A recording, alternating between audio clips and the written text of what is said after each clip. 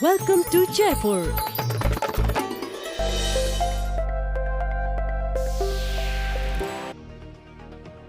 We're live from New Delhi. You're watching DD India Live, India's voice to the world. I'm Lipakshi Khurana. Coming up in the next 30 minutes.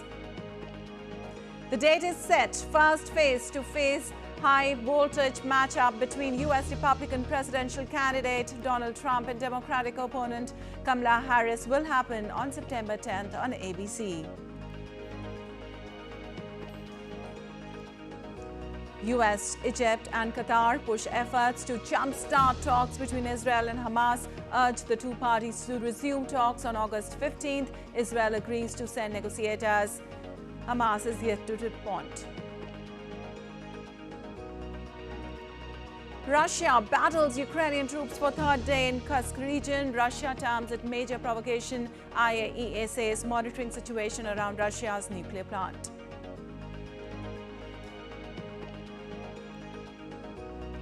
Venezuela's Maduro's crackdown on social media platforms continues 2 days after asking citizens to delete WhatsApp, signs decree blocking X for 10 days. And India's Neeraj Chopra clinches first silver for India in the men's javelin throw event at Paris Olympics. The elusive wait for a gold at Paris Olympics continues.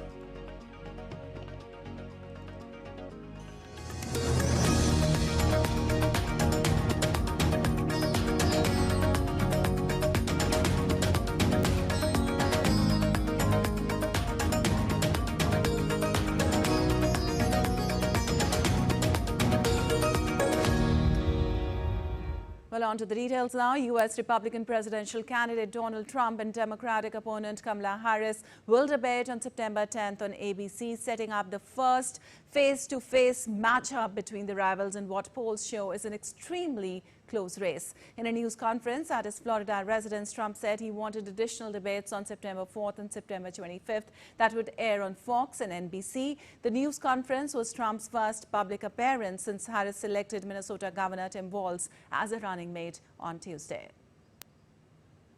I think it's very important to have debates, and we've agreed with Fox on a date of September 4th. We've agreed with NBC, fairly full agreement subject to them, on September 10th. And we've agreed with ABC on September 25th. So we have those three dates, and those networks, they're very anxiously awaiting that date and those dates. So we have September 4th, September 10th, and September 25th. And Democratic presidential candidate Kamala Harris has confirmed that she will attend the ABC debate on September 10th. Talking to reporters, Harris said she looks forward to debating Trump. Well, I'm glad that he's finally agreed to a debate on September 10th. I'm looking forward to it, and hope he shows up. Are you open to more debate? I am happy to have that conversation about an additional debate for after September 10th, for sure. Well, U.S. Vice President Kamala Harris is in the battleground state of Arizona today as she continues to launch a campaign for the White House with a whirlwind tour of the country. Having addressed tens of thousands of people at rallies in Pennsylvania, Wisconsin and Michigan this week, the presidential candidate headed west overnight alongside her running mate, Minnesota Governor Tim Walz. In a bid to steal back the limelight, former President Donald Trump held a news conference at his Florida estate, slamming his rival for the Oval Office in a lengthy freewheeling speech littered with false statements, which the Harris camp called a, quote, public meltdown. Meji has been watching on this. A tale of two campaigns, really. Kamala Harris and Tim Walz have been bringing what they see as a message of hope and optimism to the United States, pulling in huge crowds nationwide. They met with union workers on Thursday before jetting off to campaign events in Arizona and California. Contrast that with Donald Trump, who took a leaf out of the book of fear and division, calling the US a sick country and peddling the prospect of World War III. I think that our country is right now in the most dangerous position it's ever been in from an economic standpoint, from a safety standpoint. We have a lot of bad things coming up. You could end up in a depression of the 1929 variety, which would be a devastating thing, took many years, took decades to recover from it. And we're very close to that, and we're very close to a world war. In my opinion, we're very close to a world war. We have people that don't know how to handle it. Were Harris to win November's election, it was a stark split-screen moment, but one that Trump intended in his first public appearance since the Democratic Party ticket was confirmed. The Republican nominee keen to show himself facing the media, unlike Vice President Harris, who hasn't done a sat-down interview in front of the press in weeks. A set of debates proposed for next month will, Trump says, set the record straight. His comments on Thursday were otherwise rambling and at times misleading, claiming he had more people attend the attempted insurrection on January 6, 2021, when a mob stormed the US Capitol in a deadly riot to overturn the election outcome. More people there, he says, than Martin Luther King had at his famous I Have a Dream speech. He also appeared to conflate, perhaps intentionally, refugees and asylum seekers with those from insane asylums. He hit out at Jewish Democrat voters and at Harris's biracial identity. Her campaign clipped up those remarks for social media. Harris and her vice presidential pick, Tim Walz, described by Trump as incompetent radical leftists, are hoping to build on her honeymoon period momentum ahead of her party's national convention later this month, but they have no such news conference planned. Benji Haya in Washington, reporting for DD India. Well, updates on Gaza crisis now. In the latest attempt to end the Gaza conflict, the United States, Egypt and Qatar have called on Israel and Hamas to resume negotiations over a ceasefire and hostage release deal.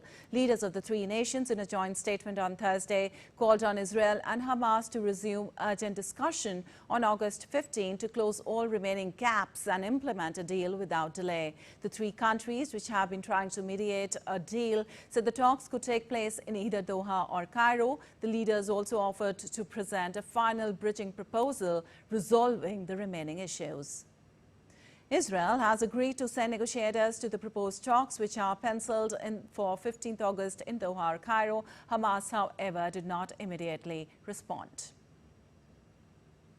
The renewed diplomatic push will be seen as an attempt to stop regional conflict from spiraling out of control after Hamas leader Ismail Haniyeh was assassinated last week. Iran, blaming Israel, has vowed a response, though Israel has not commented directly on the killing.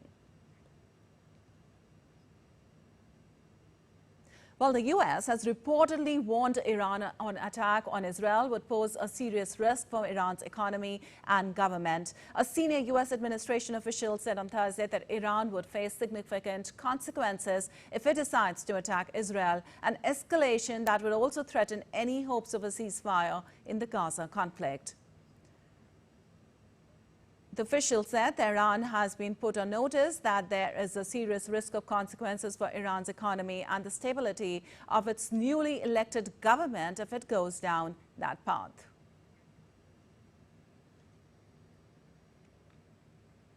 And Moscow on Thursday continued to fight against the Ukrainian military in Russia's southwestern Kursk region. The incursion started on Monday with Ukraine crossing the Russian border in a major offensive. Russia describes the attack as a large-scale provocation and vows to crush all 1,000 Ukrainian troops involved on the attack. Dasha Chernyshyova has more from Moscow on this. Moscow says the advance of the Ukrainian military in Russia's Kursk region was not allowed.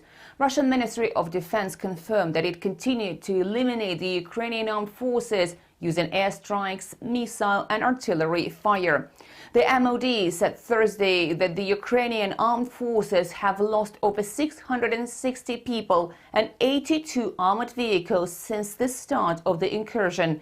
Throughout the day, Russian MOD released videos demonstrating the destruction of the Ukrainian military equipment in the region. Local authorities say that at least 4 people have been killed and over 60 wounded, and 3,000 residents have been relocated from the border areas in Kursk region, and other regions of the country have offered assistance to the Kursk residents. Russian officials say Kyiv's goal was to prove it was still capable of carrying out military activities. Russian Deputy Permanent Representative representative to the United Nations accused the Western countries of justifying what he described as Kyiv's terrorist actions. A senior Russian lawmaker said Kyiv wanted to improve its negotiating positions by staging the attack, but that will not help it. The incursion started on Tuesday morning, with Ukraine involving up to 1,000 servicemen, according to Russian military reports. Dasha Cherneshova reported in Moscow for DD India. Meanwhile, President Volodymyr Zelensky has praised the Ukrainian army for its ability to surprise and achieve results without making a reference to Kursk. He added that Moscow must feel the consequences for its offensive in Ukraine. Everyone can see that the Ukrainian army knows how to surprise and knows how to achieve results. This is demonstrated by the battlefield, where our soldiers not only withstood the overwhelming force of the occupiers, but also are destroying it in the way necessary to protect Ukraine, our state and independence. An American singer Taylor Swift's 3 concerts in Vienna were cancelled this week after police said they had foiled a terrorist attack. A 19-year-old Austrian who was intent on attacking fans with a bomb of knife was arrested on Thursday. Austrian Chancellor Karl Nehammer said the teenager had planned to carry out a suicide attack that would have caused a bloodbath and had vowed loyalty to Islamic State. He added that the arrested man has made a full confession in the custody. 2 other Austrian youths aged 17 and 15 were detained on Wednesday over the reported plot. The main suspect admitted that, together with 2 accomplices, he wanted to carry out a suicide attack. For that, he acquired weapons and explosives, and he carried out other preparations. It is indeed unimaginable to think what immeasurable damage would have been done had the plan succeeded. Well, the United States have been in touch with the Austrian government over the issue of an alleged plot to strike a Taylor Swift concert in Vienna. Want to speak to or confirm any kind of intelligence information. We have been, and when I say we, the broader United States government has been in touch with the Austrian government. The State Department has been in touch with the Austrian government. And I think it's important to say one other thing about this, which is we do commend the very swift action that they took to disrupt what could have quite obviously been a very serious incident.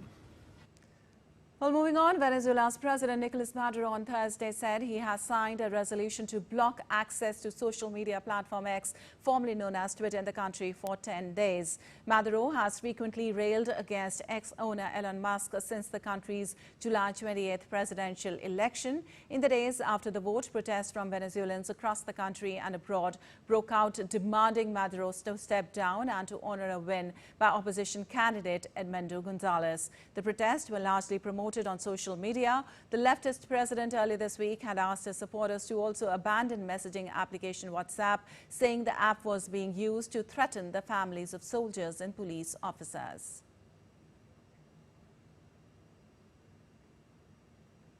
And Mexican farmers blocked a major highway between Mexico City and Puebla in central Mexico for more than 40 hours to demand overdue compensation from the government. Farmers began the protest on 6th of August, demanding that the government pay overdue compensation for land expropriated 60 years ago to build the highway. The Mexican government has agreed to compensate the farmers for the damage caused by the construction of the Mexico-Puebla highway, but only at the value established by an official appraisal.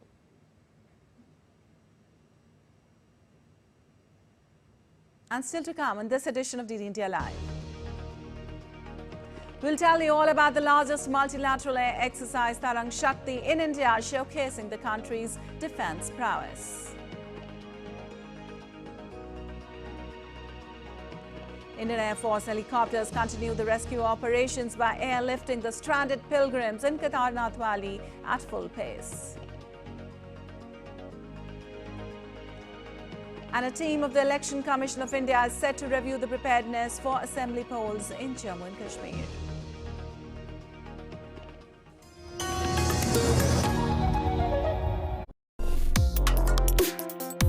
Complex issues, hidden agendas, twists and turns, strategic games. We think all dots are linked. We just need to connect them. Join me every week as I connect the dots to unravel hidden designs in statecraft, mysteries, and decode issues that matter to you. Watch Connecting the Dots with me at these times on DD India.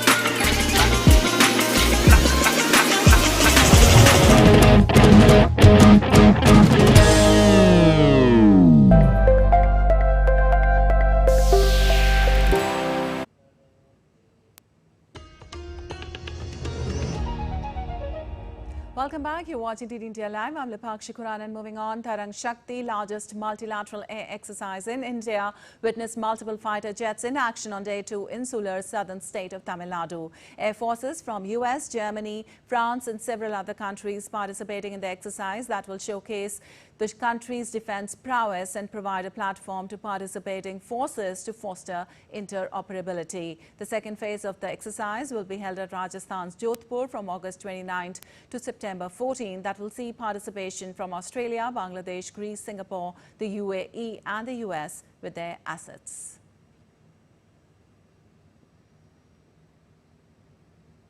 And today is Nag Panchami, a unique festival in India that honors the spiritual and ecological importance of snakes. Let's take a look at this report to know more about the significance of these mysterious creatures and the importance of their protection.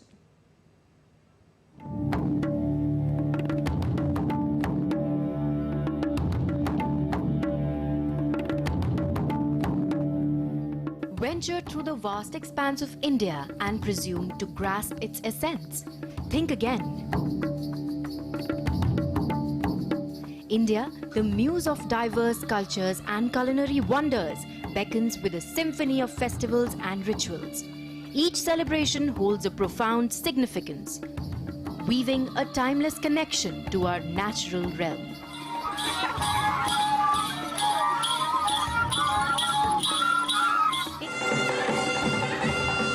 In the heart of India, there is a festival that celebrates the mysterious and majestic creatures that have long been revered in Indian culture.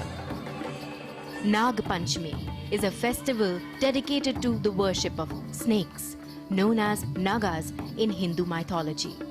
It is believed that snakes are important symbols of fertility, protection, and good fortune. Snakes play a vital role in ecology, controlling pest populations and maintaining the balance of nature. Yet, they face threats like habitat loss and hunting. Snakes are indicators of ecosystem health. Their decline signals broader environmental issues. Some people know the importance of snakes while others don't. Snakes are friends of farmers. Rats cause a lot of damage to crops, resulting in reduced yield. To prevent this, snakes help by controlling the rodent population. If snakes are present in the fields, it is their natural habitat, and killing them without a reason is not right. In such cases, one should seek help from the snake friends. Amidst the shadows of looming threats, sanctuaries and conservationists stand as sentinels, guarding the delicate equilibrium of our biodiversity. Within the sinuous forms of serpents lies a tale of profound ecological harmony. Their presence not only shapes ecosystems but also mirrors the health of our planet. Within the delicate weave of Naga Panchami, a sacred truth resonates. Serpents are the silent guardians of our ecological symphony, deserving a reverence and protection. And now let's take a look at other stories making news today. The rescue operations by Indian Air Force helicopters in Kedarnath Valley continue at full pace. On Thursday, the first shuttle at sunrise by the Mi-17 helicopter airlifted stranded pilgrims and 750 kg of relief material after negotiating challenging weather conditions. A ahead of the 77th Independence Day, the Indian government has launched the 3rd edition of Har Ghar Tiranga campaign. Starting from Friday, the initiative aims to foster national unity and pride. The Har Ghar Tiranga has seen success over the last 2 years. The campaign has seen over 23 crore tricolour being hoisted in Indian homes. An Election Commission of India delegation led by CEC Rajiv Kumar arrived at Srinagar on Thursday to review poll preparedness in Jammu and Kashmir. The ECI directed for the updation of the electoral rolls in the valley, witnessing the huge participation of the people of Jammu and Kashmir in the recently concluded Lok Sabha elections. And time now for some sporting updates. First, the action from Paris Olympics 2024.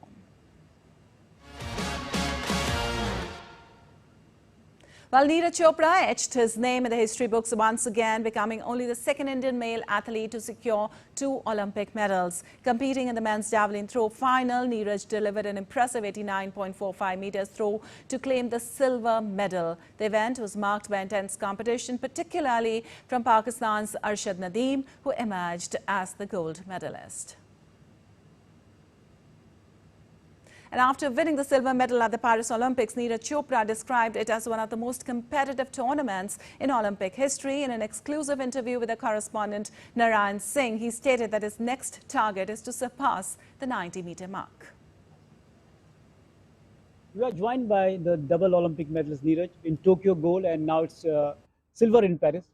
Neeraj, बात करें इस competition की. Tokyo में 87.58 में आपका gold आ गया था. इस बार 4 थ्रो लगी हैं 88 से ऊपर की. Competition one of the best in the history. बिल्कुल जी, काफ़ी ज़बरदस्त कंपटीशन था और सभी की परफॉर्मेंस बहुत अच्छी रही है. ओलंपिक का जो है रिकॉर्ड हुआ है, तो बहुत ही ज़बरदस्त कंपटीशन था. तो 90 मीटर की हमेशा बात करते थे, आज वो मौका था. तो आप जब 93 पॉइंट के करीब उन्होंने डाल दिया था 93 मीटर के, तो तब क्या दिमाग में चल, थोड़ा उसको बताइए आप. दिमाग में वही था कि क्योंकि जेवलिन 3-4 मीटर निकल जाती है परफेक्ट, सब कुछ अच्छा लगे तो, जैसे अरशद की निकली, तो वही था कि अगर सब कुछ अच्छा लगेगा तो निकल जाएगी. और आज वो दिन था कि शायद से वो एक बिलीव भी हो रहा था खुद पे कि आज का दिन है शायद वो, पर कोई बात नहीं, जितनी भी निकली है सीजन बेस्ट हुई है, उसका भी काफ़ी अच्छा है और कंट्री के लिए मेडल जीता है. So we know that we are expecting gold from Neeraj, but he missed as Arshad Nadeem threw a massive throw. But all in all, we know that the journey will continue. He's the golden boy of the Indian sports, and hoping the next time definitely he'll break that barrier and win gold for India. Well, another bronze medal came for India at Paris Olympics as Indian men's hockey team defeated Spain 2-1. This was India's 13th medal in hockey at the Olympics. The Indian men's hockey team scripted history by clinching their 13th medal, most by any team in the history of Olympics.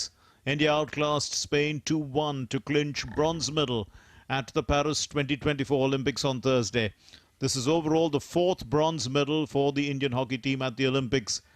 In fact, India won successive medals in hockey for the first time since the Munich Games in 1972. Repeating the success in consecutive Olympics is a milestone not seen since the 1968 and 1972 Games.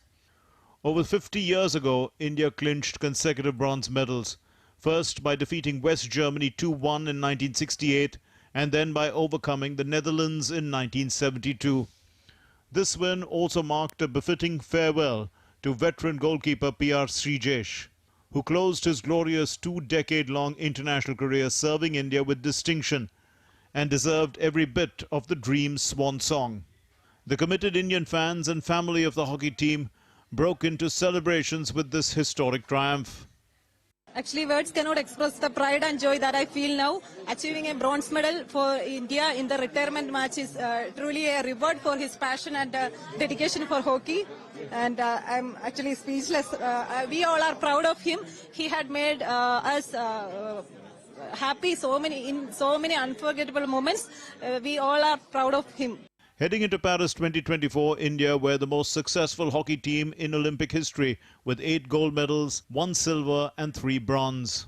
At Tokyo 2020, the team had broken a 41-year medal drought by capturing a historic bronze.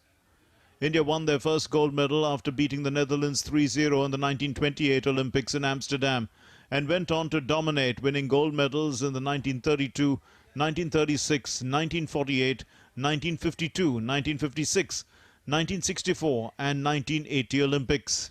In addition to their 8 gold medals, India claimed a silver medal in 1960 and 3 bronze medals in 1968 and 1972, and the previous Olympic Games in Tokyo in 2020. The Indian team might not have won a gold this time, but the bronze medal in Paris is a victory that carries a sweet sense of accomplishment. Narayan Singh's report, DD India, Paris. All right, that's all for this edition of DD India Live. Well, let us know your thoughts on the news of the day. For those on the go, you can get all the latest news and updates from India and across the world on the DD India mobile app. The app is available on both Android and iOS platforms. Scan the QR code on the screen to download now. We'll be back with more news as it breaks here on DD India. I'm Lipakshi Kurana from all of us here in Delhi. Thanks for watching DD India Live.